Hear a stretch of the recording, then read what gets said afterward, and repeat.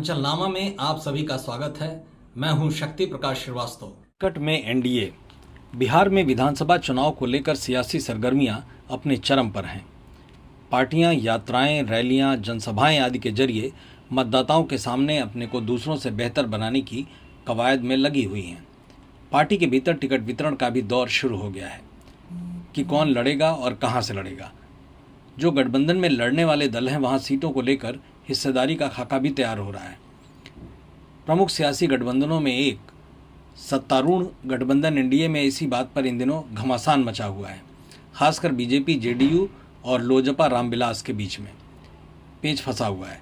JDU इस बार बड़े भाई की भूमिका में रहना चाहती है, जबकि लोजपा के बढ़ते प्रभाव और उसकी मांग को लेकर बंटवारे में दिक्कत आ रही है।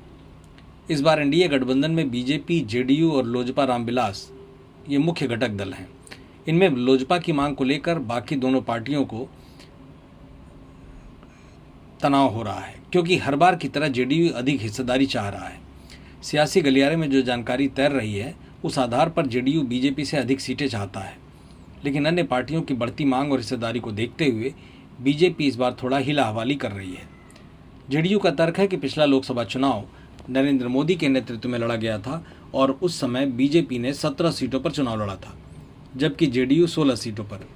इस बार का विधानसभा चुनाव नीतीश कुमार को मुख्यमंत्री पद का उम्मीदवार बनाकर लड़ा जा रहा है, लिहाजा उसी अनुपात में जेडीयू अधिक सीट की मांग कर रही है।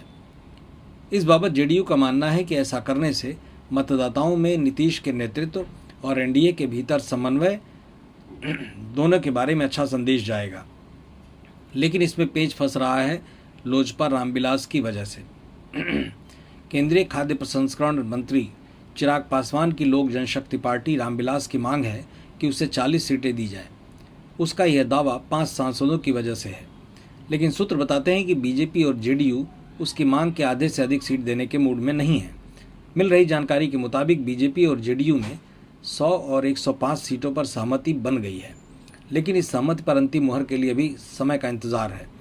माना जा रहा है कि इस पर अंतिम चर्चा तभी होगी जब उपराष्ट्रपति के चुनाव में मतदान के संबंध में सभी घटक दल के सांसद दिल्ली आएंगे।